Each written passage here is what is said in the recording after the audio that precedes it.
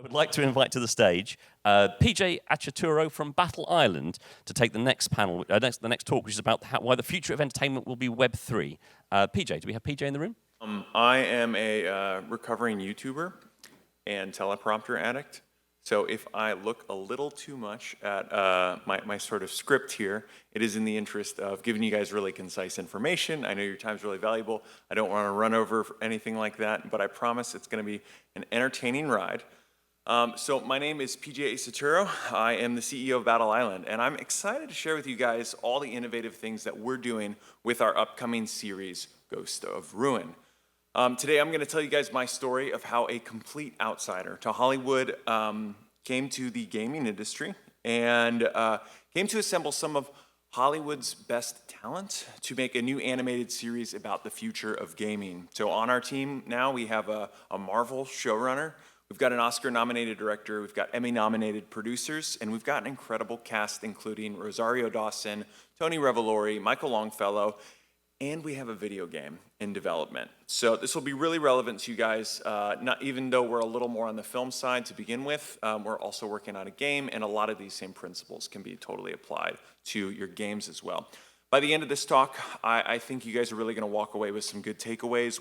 Because one of the biggest pain points that customers of video games and TV shows face is the big lag time between the development of a project in the beginning and the year or two or more until it's finally released. And so what I want to offer you guys today is a way to include the community in that process for day one and why your games or your films are going to be better off for it.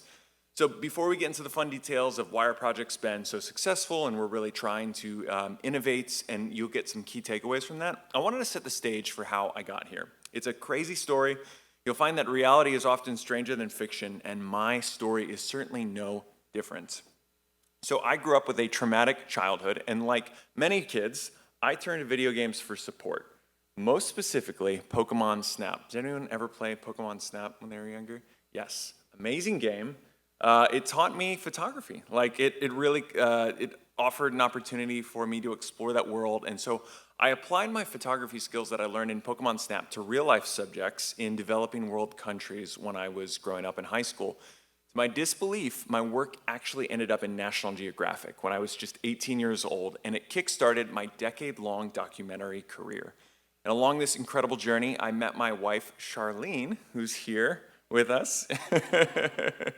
And she led me to do documentary work in Thailand, and we volunteered at a nonprofit. Here we go.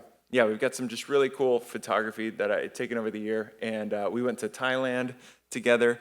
And I really loved it, but at the same time, you know, every creator wants to eventually create a video game, a TV show, and nonprofit work, candidly, can really burn you out with the long hours. So my big breakthrough moment came when one of my videos went viral on YouTube.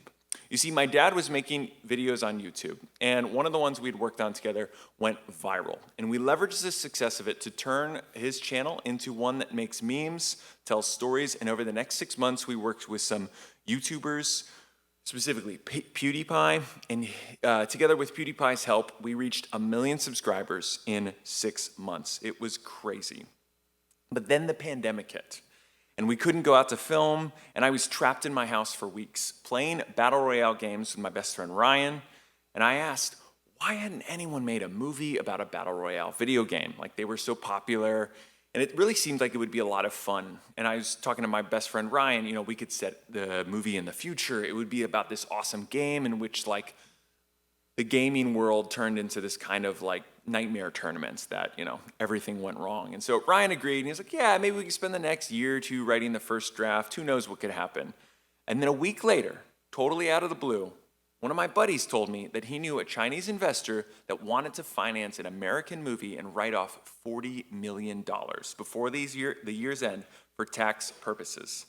Couldn't make it up, and he asked me, hey, do you know anyone with a blockbuster film script that could support this? And I was like, yeah, I know the perfect script. It's almost finished. Yeah, I've been working on this for a long time. And he said, cool, can you send it to me in like a month? I said, no problem, yeah, it's almost already done.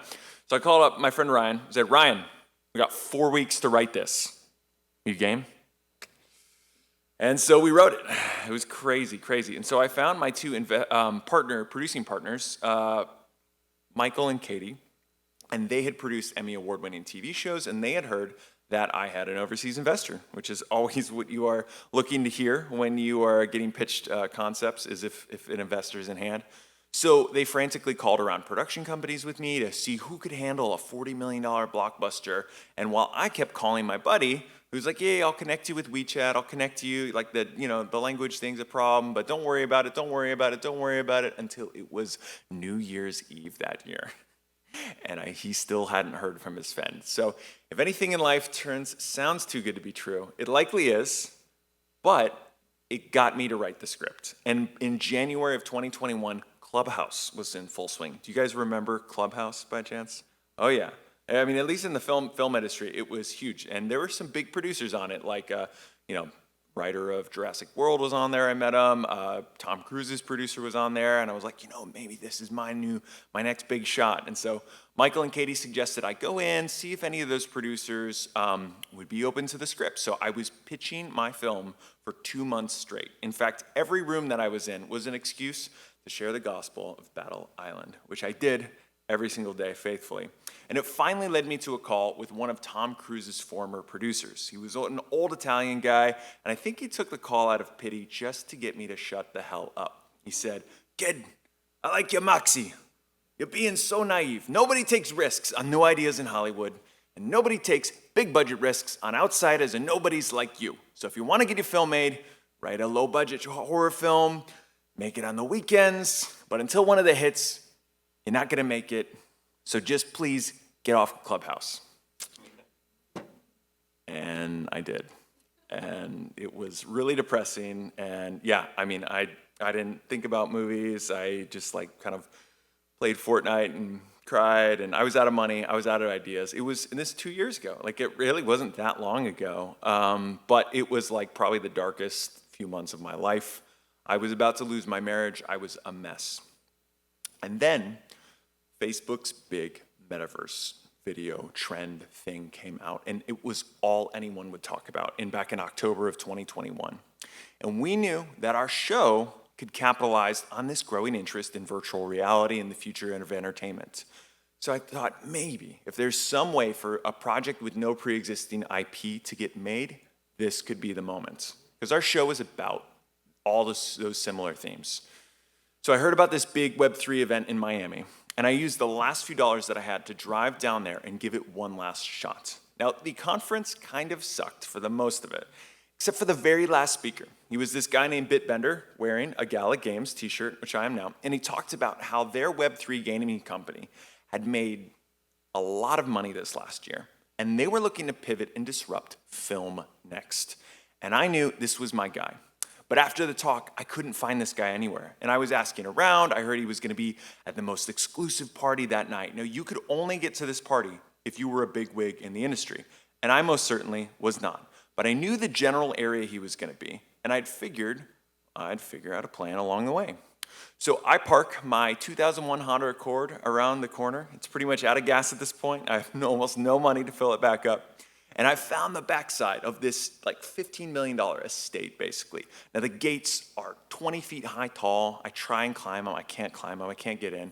I've got this black shirt on, so I was like, you know what? Maybe I can pretend to be a caterer, get in through the entrance, and then do a James Bond costume change once I'm inside to act like I blend in at the party. But while I'm debating the tactical and legal ramifications of my one last shot of getting this movie made, this brand new red Lambo pulls up next to me. And inside's this super tan, handsome Miami guy. He's wearing all white, and he goes, "Yo, you're a Bitcoin guy, right?" I was like, "Well, more of an Ethereum guy, but yes, I am here to party." And he goes, "Dude, me too. Hop on in. I think you're on the wrong side. Why don't you come in?" Okay. So I swear to God, I jump in this guy's Lambo, and we pull through these big gates in style, just like this. And the suicide doors raised, we step out, people are turning their heads. Everyone's like, who are these guys? The Miami guy's looking fresh. I'm looking like a waiter. But through all the fire breathers and trays of caviar, I see the Gala Games guy, Bitbender. I walk up to him and I say, "I heard you've been looking for films to launch on your platform. I've got a film about the future of entertainment. We explore the next generation of virtual reality where players go into this game with their minds, and the world watches as 100 of the top pro gamers enter into the first neural reality battle royale tournaments. But this rogue program fucks up their shit. And he goes, I love it. That's exactly what we want that's exactly what we want on this platform, but I gotta pee really bad. So if you just give me your business card, I promise I'll reach out to you in the next coming weeks. I was like, okay, that's not gonna happen. Okay, no worries, here you go. And he calls me back a week later, and in a few weeks, I'm not kidding guys, he funded our film. Gala Games was gonna make it. And before I had time to celebrate, they threw us 2 curveballs. First one is that they wanted it not as a live action movie, because it was gonna cost $40 million, and they didn't want to spend that. It was going to be converted into an anime. And second is they wanted a trailer for it in 6 weeks. Now, this is like unheard of in film to have to go from nothing to having a trailer for it in 6 weeks. But just like that, Hollywood is a thing where you can chase a green light for years, but instead of being able to celebrate, you just get to panic because if you get what you want, your problems just get 10 times bigger. And that has happened at every stage of this process, and it's been incredible. But we had an incredible team. And so in 6 weeks, we had a trailer. It's hard to see with the lights, but you can see some of these frames here. We gave it this kind of Japanese anime style meets, our own, Hollywood storytelling. And the trailer turned out incredible. They loved it. And, it's about these teenagers who go in this tournament. But also about a mental health crisis, as well. Because when this character, Aiden, wakes up, he wakes up in a mental health hospital. And this is like the night before the tournament goes live for the world. And so they're panicking, wondering, are we causing this to kids? Because everything they feel in the game feels like it's real. So it's kind of a mystery. It's kind of an action adventure. It's just a really fun show.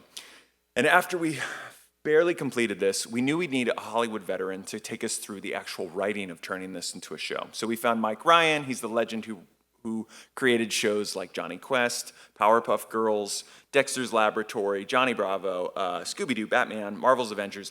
This is the legend, and so we knew we needed him, and so he spent months this last year on our script. He was the one who helped set us up with the animation studio, our Oscar-nominated director, and so as the start of this year, we started producing the episodes, and we've got an incredible cast. Like I said, Rosario Dawson, Tony Revolori, Hans Zimmer's Bleeding Fingers music is doing the score. And all of that backstory is crazy, but you guys came to not learn about me or the project, and you guys wanted some takeaways. So I promised to give you them. I want to give you them now. Let's dig into everything that has really worked out, because as cool as this story is, and cool as my backstory is, the real interesting thing about our project is what we're doing with Web3 capabilities and why our community was involved in our project from day one. So here, let's talk about it. All right, what is Web3? Web3 is an all-encompassing term with a lot of buzzwords, and I'm not here to talk about all the use cases. I just want to share what's actually working for our project. In many ways, the easiest way to frame the Web3 aspect of our project is that it's like combining Kickstarter and Patreon into a new platform. It's like Kickstarter in the way that we had a launch page in December where we showed a trailer and we talked about the project. It allowed people to pre-purchase the final product with exclusive rewards that won't be offered at any other time. And membership to our project is included in 4 tiers, kind of similar to Patreon, where you get exclusive access to content delivered on a weekly basis. So for instance, this is on our website. You get weekly production updates with the creators, chances to appear in the show, direct access to our creators, and weekly voting polls to see what happens in the show. So for the weekly voting, each week, the community gets to vote on character designs, voiceover performances, and more. And in this way, they help shape the direction of the show. Appearances on screen. So there's even there's a lot of background characters in our show, and some of them they're randomly created faces, but we wanted to showcase faces of our community on our characters on our screen. And spoiler alert, characters die in our show, a lot of them. And so we wanted our top tier members of our community to die in a gruesome way that makes them freak out and show all their friends. And finally, the last part that I'm most excited about this process is our weekly 30 to 60 minute production updates / masterclasses that we send to them. So this is the bread and butter of what makes this project unlike anything else on the market, I think. And this is everything that I wanted as a creator growing up. You see, for months we've been recording weekly videos that explain everything that's going on in our production, and also exclusive industry knowledge about a particular aspect of our show is getting made. I've gotten to conduct interviews with our Oscar and Emmy nominated team. The community gets to ask questions. They get unparalleled access to exclusive updates on our project. Like for instance, last week I was just in LA and we went to Hans Zimmer's music studio. We got to tour, seeing where he scored films like Inception and Interstellar. And, we've been able to show the community, this is the team he's built, here's the composers that are working on our project, and here's how you guys can also have takeaways on how to create music for your own project or how to work with an amazing composers like Hans Studio. So by launching Ghost to Ruin as a Web3 project, it has allowed us to build a dedicated and engaged community that feels a sense of ownership in the project. Whether you guys are working on games or whether you guys are working on films, it's the same principles can be applied to you guys.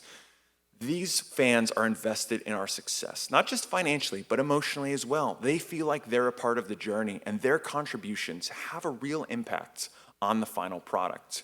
And our Web3 strategy has also opened up new revenue streams for the project. Selling membership through digital collectibles has allowed us to generate 6 figures of initial income in the first week we launched our project. Also, it's provided our community with unique, valuable digital assets that they can trade or could potentially accrue in value as our project gets more successful. And by embracing Web3, we've been able to create a project that's more transparent, more collaborative, and more empowering to our community. It's allowed us to push the boundaries of traditional filmmaking and create an experience that really feels unique to our community, like we couldn't have done it without them. So, what can you guys learn from how we can approach Web3 to your projects? Embrace the power of community. Your audience is your biggest asset. Engage them, involve them, make them feel a part of the journey.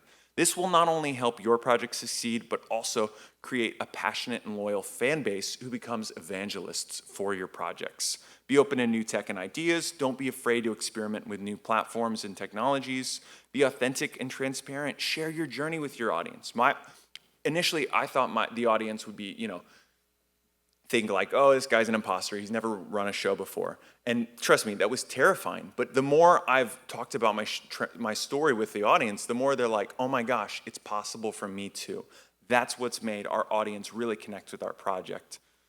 So in conclusion, our experience with Web3 has been transformative, not just for our project, for us as creators. And we really think that by embracing this new paradigm, filmmakers, game makers, storytellers can create groundbreaking work, build passionate communities, and ultimately change the face of entertainment with creators in mind and your audience's mind at the forefront.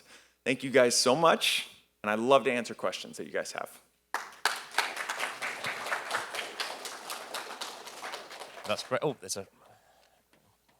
Great talk, very inspiring. Thank you. I had one question. You mentioned I'm just starting to learn about Web3.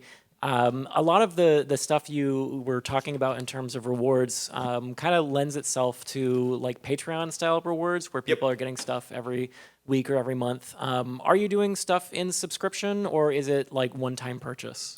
So currently we did it just as a one-time purchase, but I don't see any issues with a subscription model. I think that's also a really great model. Yeah, I'm doing subscription now. It's amazing. Yeah, Definitely recommend. Killer. Totally. Great. Do we have any other questions? That was great. It was really inspiring, as we said. And oh, sorry, was there? Yeah, great. And fascinating how you kept got the community involved and Thank you. Thank you again for the talk. Also very inspiring.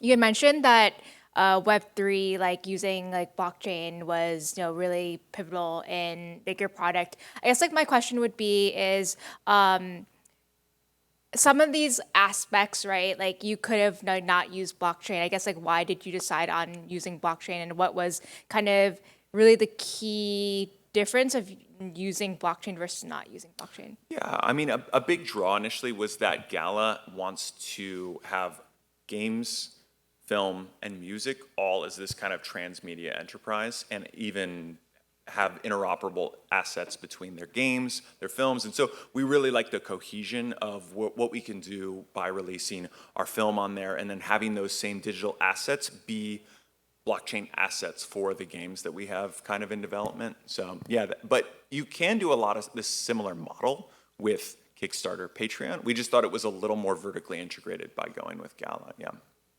Yeah. Fantastic. Thank you very much. Thank you guys so much. I'll be around for any questions you guys have in the back.